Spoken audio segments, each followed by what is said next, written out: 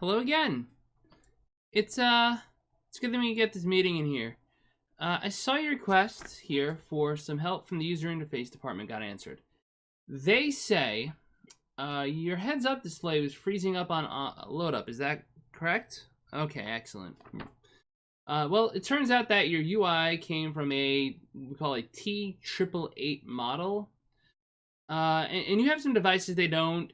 And when you try to refresh your data, all the stuff you'd see on your side, well, the functions that were called up, they said were inaccurately pointed, and that's what led to your problems. So the good news here is that the UI department has a fix for this. They've got a new HUD for you even. You indicated a preference for minimal distractions, so they set you up with a very broad field of vision and a visual indicator that your systems are refreshing. They say here that it's kind of like your version of breathing, if that makes sense. I'm sure it does. It could still occasionally stutter if you're bringing up a lot of data, but other than that, all of your devices are going to be tucked out of your field of vision, and that's going to be awesome, right? I mean, minimalist design, that's what we were looking for. Okay, so unfortunately, updating the system is going to require a total UI reboot. I know most of our clients, you guys have a distaste for that sort of thing, but it should load fast because of the minimalist design. All right. Are you ready?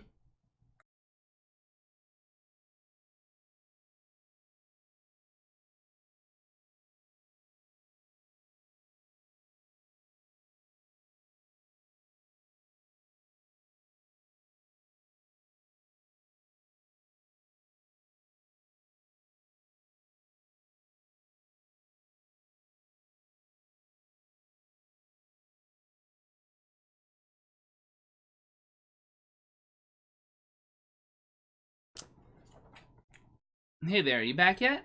You are. Okay, good. First of all, no problems reloading the UI, right? Awesome. Okay. So we have a lot to walk through. It's going to take a little bit, but I really want to make sure we get this right. So on the top of your HUD, there are two clusters of lights. There's a cluster on your right and a cluster on your left. The one on your right is all up to you.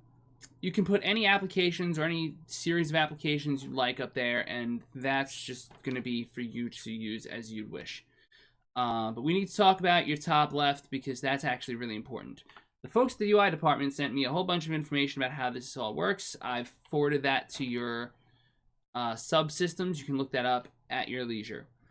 But there are 5 icons, and we want to walk through them real quick. On the furthest right, those are your system files. So it's been described as sort of like, if I could really give it a shot, it's like calling a thought to a button, if that makes any sense. Like, hey, I want to look at this button. And, okay, this button works, or it doesn't work. That's fine. To the right of that is actually the most important one. It's your critical alerts. So let's say, I don't know, you detect a virus. Let's say you detect unexpected radiation or increase in electrical charge. That's where you'd go. It would pop up and it'd be like, hey, there's a problem here. In the middle of the top left bank is notifications.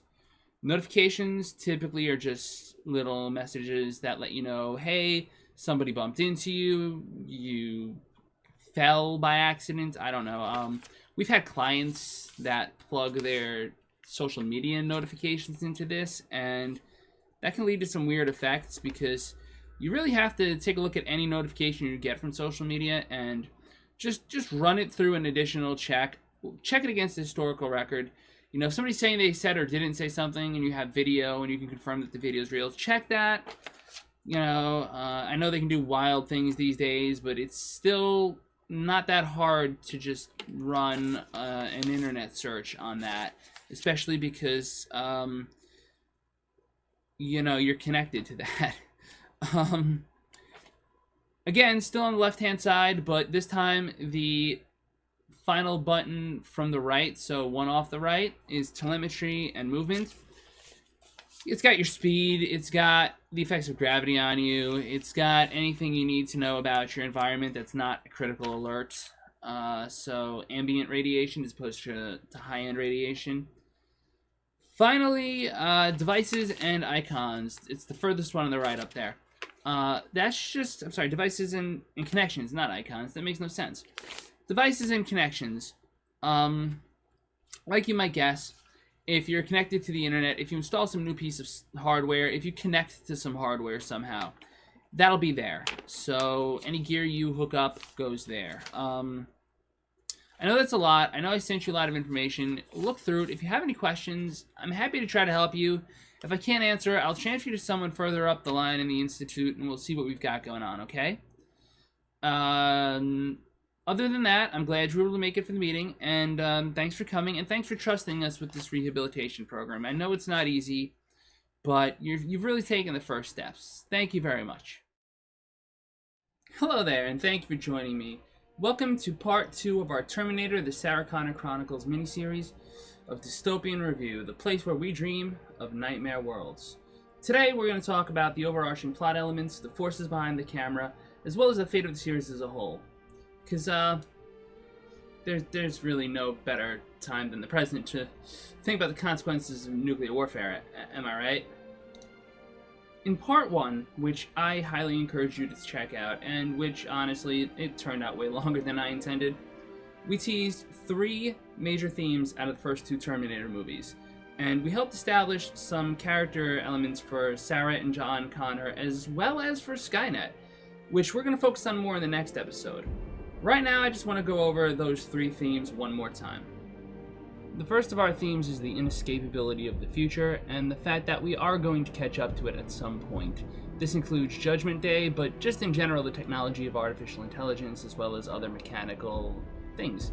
The second is the permanence of trauma and its cycles, or the breaking thereof. It's clear that characters like Sarah and John are traumatized, and throughout the course of the story, especially in the Chronicles, they have to find ways to cope with their pain. Finally, the third theme is there is no fate but what we make, and that's a good thing. In other words, even if there are things that are inescapable, like, say, the invention of AI, maybe, we don't know for certain yet, well, it doesn't mean that that's going to be a bad thing in general. It means that it could be good. We could take the lessons we've learned from fiction and apply them to our lives. And I think that's one of the key goals of this series, and I think that's one of the key goals of Dystopian Review as well. With that in mind, let's continue dreaming of the nightmare worlds of the Terminator franchise and dive right through the surface of what might have been one of the greatest sci-fi stories to ever grace the small screen, if not for its own Judgment Day. Terminator, the Sarah Connor Chronicles. And let's talk about why it could not escape its own Judgment Day.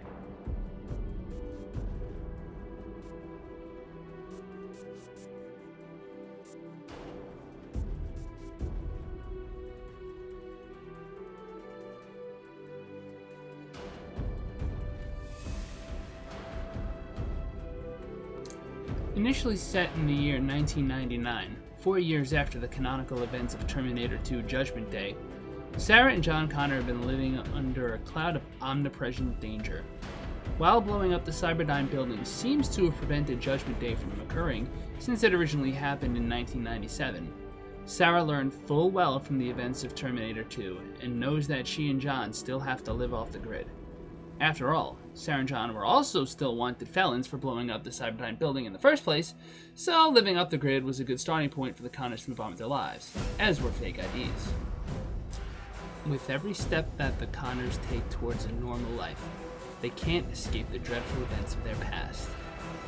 Sarah, for example, continues to experience horrible nightmares, suggesting that the machines may still track them down, that it was still possible for someone building on Cyberdyne's work to create Skynet, for Skynet to find a way to hunt them, for Skynet to find a way to win. Once Sarah makes a decision to uproot her life, however, havoc breaks loose. By leaving her fiancé, a paramedic named Charlie Dixon, behind, her departure leads to the very thing she fears the most. Charlie, ever the good guy, does what any good first responder should do. He reports Sarah's disappearance to the police. They, in turn, enter Sarah's fake name, at the time, Sarah Reese, and photo into a database. Unfortunately, this immediately attracts the attention of FBI agent James Ellison, who's been tasked with finding Sarah Connor in relation to the Cyberdyne explosion. It ends somewhat predictably. It also gets the attention of a Terminator, later known as Cromartie, who's been monitoring exactly these databases, and it doesn't take him long to put two and two together and start searching for other people who fit the Connors description nationwide.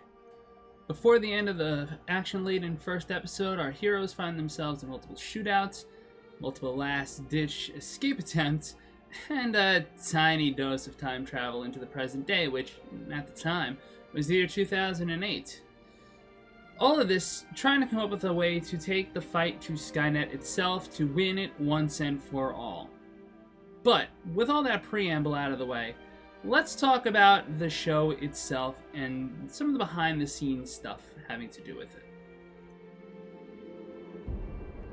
Terminator: The Sarah Connor Chronicles launched in 2008, airing its debut episode right after a football game for maximum exposure, but also being produced during the peak of a Writers Guild strike. Because of the strike, the entire first season was heavily truncated down to a mere 9 episodes, as opposed to Season 2, which had 22. As a result, it wasn't able to dive as deeply into the plot as intended. For example, many of the plot lines that would later play out over Season 2 were hinted at in Season 1, but for some reason, probably time, wound up remixed and hybridized instead of simply carried on. This honestly created a sense of disassociation with the story between seasons. For example, we never see Morris, John's ordinary-seeming friend from auto shop class, in Season 2, and a regular old friend would have been great for John to have by way of character development, as the coincidences and chaos surrounding him would, eventually, become impossible for John to easily explain away.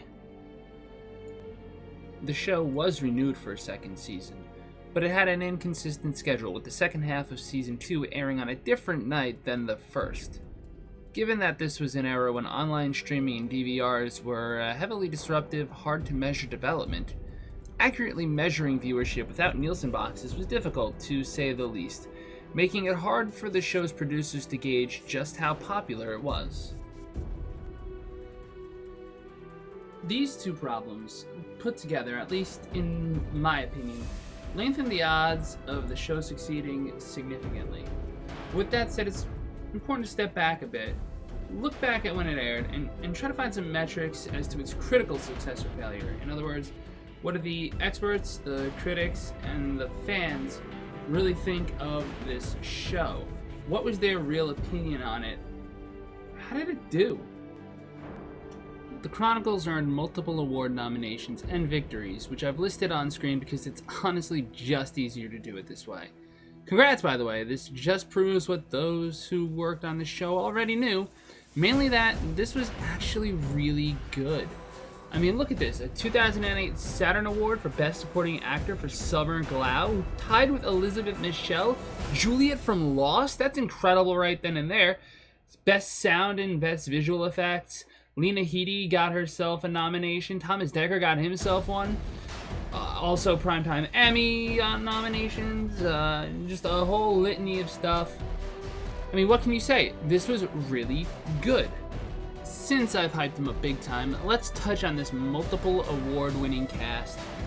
We're going from top left to the right, then bottom left to the right. Starting off with the unstoppable television force named Lena Headey, best known today for playing Cersei Lannister on Game of Thrones. But that doesn't take away from the incredible Summer Glau, whose talent for dancing is put to an astonishing use in humanizing the cyborg Cameron. The fantastic work of Brian Austin Green as the haunted Derek Reese, the totally should-be canon older brother of the Terminators, Kyle. Thomas Dekker's development of John Connor from an unprepared child to a budding hero. Then, there's an incredible supporting cast, including, but not limited to, Garrett Dillahunt Hunt handling 2 characters, Stephanie Jacobson's Jessie from the future, not me, Levin Ramblin's troubled orphan Riley, Richard T. Jones's, fantastic portrayal of Agent James Ellison, and my personal favorite, of course, Shirley Manson, playing Catherine Weaver. The acting staff was all there. The show's promising premise just ran up against a wall of bad luck and worse timing. I think the show's termination was a tremendous shame and a lost opportunity, but there was definitely a logic behind it. Ranging from Altered Carbon on Netflix to Westworld on HBO, there's plenty of evidence demonstrating a public appetite lustful for hard, intricate science fiction. Whether their success can be chalked up to 10 more years of technological intrusion into our ordinary lives, blockbuster production costs coming down significantly, or, as I'd spitefully argue to the Nielsen gods, the advent of a better delivery vehicle for genre-specific and occasionally racy content in the form of streaming video. There's no doubt that a show like The Chronicles could be successful, though I am sympathetic to the idea that other major channel contemporaries which might have influenced The Chronicles, most notably ABC's Lost, were actually quite unlikely success stories in their own rights. The Lost actually took advantage of early Wikipedia so well that I lost countless hours to Lostpedia. The sad truth behind this show is that it was left off on what felt like a strange cliffhanger, one that might well have had a deeper meaning, a meaning that perhaps only Josh Friedman, the series' lead writer, knows the truth behind. Lead writers often give a show its shape and form, and hey, he's back for Terminator Dark Fate. So with that said, let's get into the metaphorical living tissue surrounding this sort of plausible-ish hyperalloy combat chassis, shall we? I mentioned in part 1 of this mini-series that we really only needed to know a few things about Terminator 3 to grasp the Chronicles' role in the multi-timeline tale that is the Terminator franchise.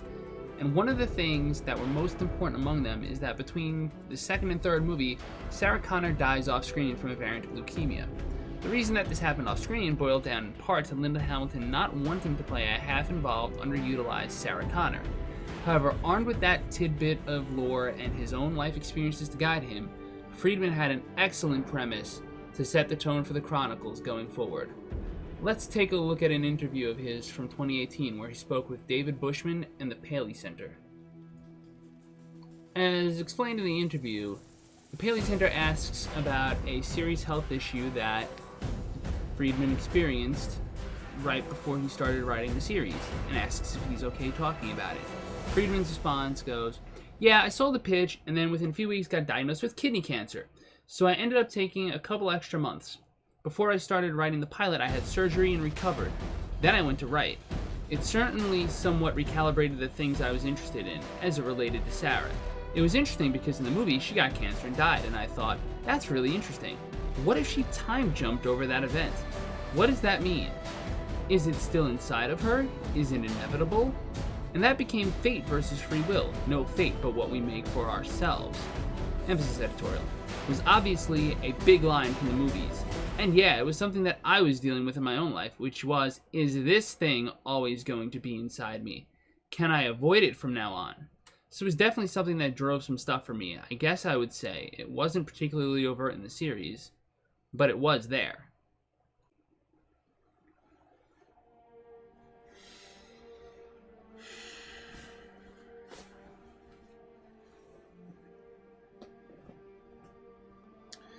Once again, I really have to stop and take a moment to separate myself from the content I've just discussed and talk about what this franchise really meant to me, what this particular entry in the franchise meant to me, because if it didn't have a unique impact on me, I wouldn't be writing this thousands of words long video essay, would I?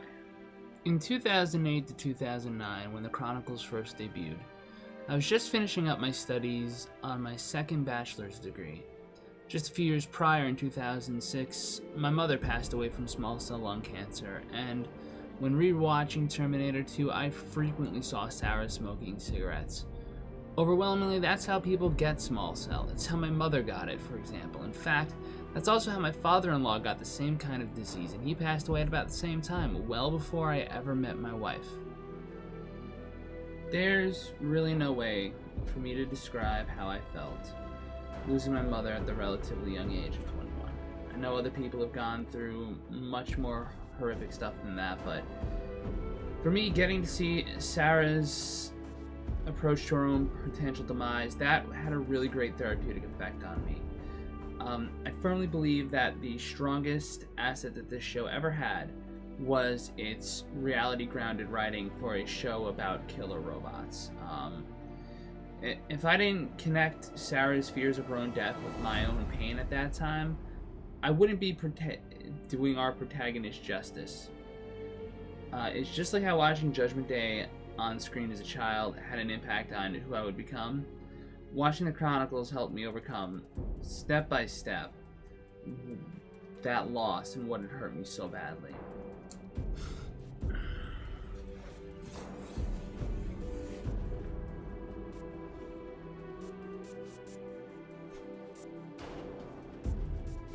Personal connections aside, I want to take something Friedman said during the interview to heart and compare it to one of our key themes from the franchise.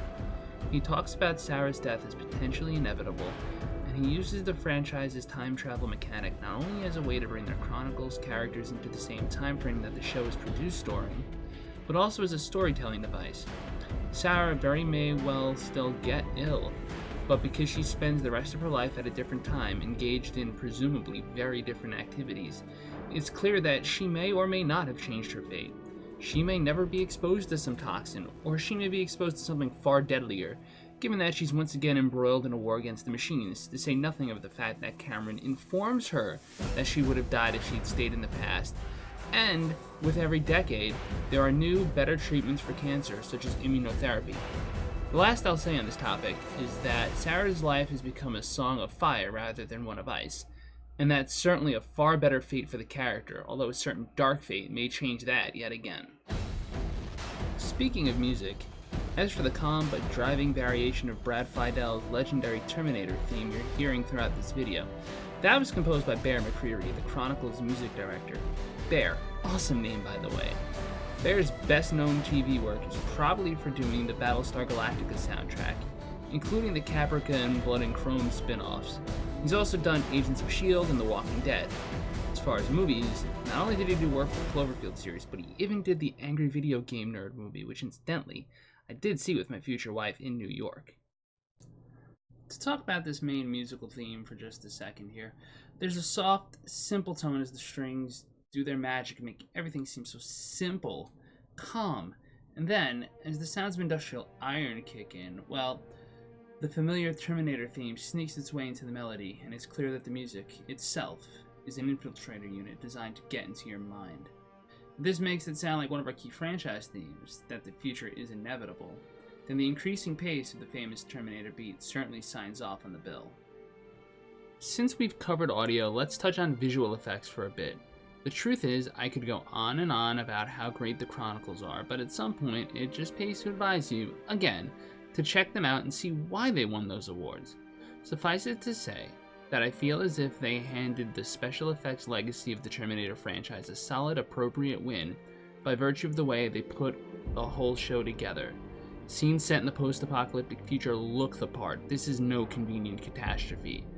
The more extreme elements of the series, from T-1000s to hunter killers and back to lasers, are used sparingly but effectively, which is essential for keeping some of the franchise's key horror elements alive.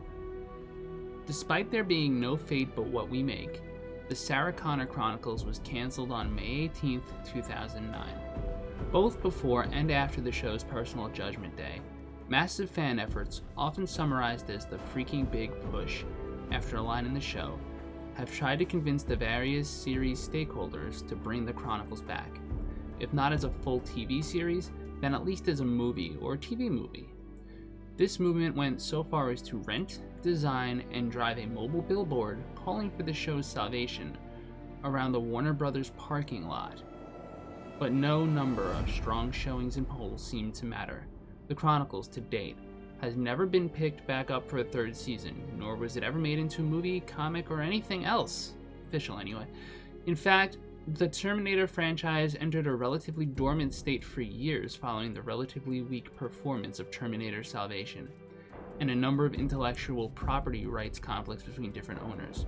As for Terminator Genesis, well, it's certainly a fun movie, but it took a very different angle than the Chronicles went for. Although with Dark Fate to look forward to, we'll see if the classic dystopian aspects of the franchise are brought back into the fray.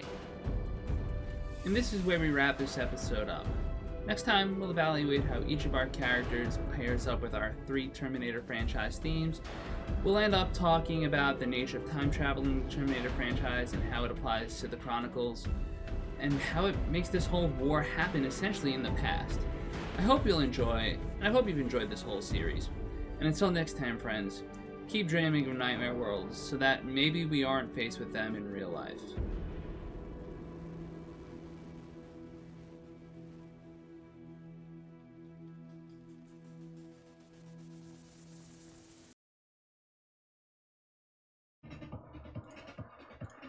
Alright, so is there anything else we need to run through? Optics, right? Yeah, you're having some visual artifacts. Alright, good. How about audio? You can hear the music, right? Alright, cool. Audio is good. I like to have a little when I'm working, you know what I mean? I think it helps us, well, I say us, but that's a bit of a stretch of the term, but you too, right? Right, you like music. Then there's the other thing you were looking to order, right?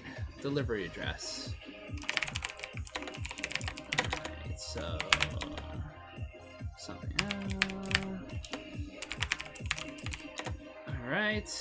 Alright, so I think that's it. Any other questions, comments, concerns? Everything's working well? Good, okay. See you next time. Hi folks, my name's Jesse Pullman. I'm the creator and writer of Dystopian Review. I've worked on and off on this project for 5 years, and finally getting to come around and work on the Terminator franchise really does blow my mind. Like I say, even though I'm in character, the show helped turn me into an anti-nuclear weapons advocate. It helped me get through a difficult time of my mom's passing. Today, when I release this, it's going to be the 13th year since she died. But nuclear weapons aren't the only thing that's a concern, and cigarettes aren't the only thing that's on fire. In fact, as we speak, there are forest fires ranging from the Amazon to Alaska, from California to Russia. And instead of throwing some Patreon link at you, I'm just going to say, do what you can. Look for a charity, either local or abroad. If you have the means, contribute financially. If you don't, contribute your time, do something to help out. Even if it's just raising some awareness about it. I'm obviously not a scientist, I'm a science fiction writer, but the scientists have spoken, and they've said that global warming, climate change, these are real problems, and we're seeing the effects of that. And as a relatively young person, not as young as I used to be, I've seen things change firsthand, and I'm afraid of what they're going to do later. So please, if you have the ability, help out, and that's about it. Otherwise, just leave a comment, let me know what you think, what I can do to improve. I know I have a long way to go with videography. It's not really my forte, but such is life, right? Everyone's got to start or restart somewhere. And if you're enjoying what you're watching, hit all the buttons you can, like, share, this is all like candy, right? So thank you again for stopping by. I really do appreciate it. If you haven't already, check out my analysis of the trailer for Dark Fate. I'm really looking forward to that, to be honest. Check out episode 1, which I really, really could have made 2 episodes. And thank you again. Take care.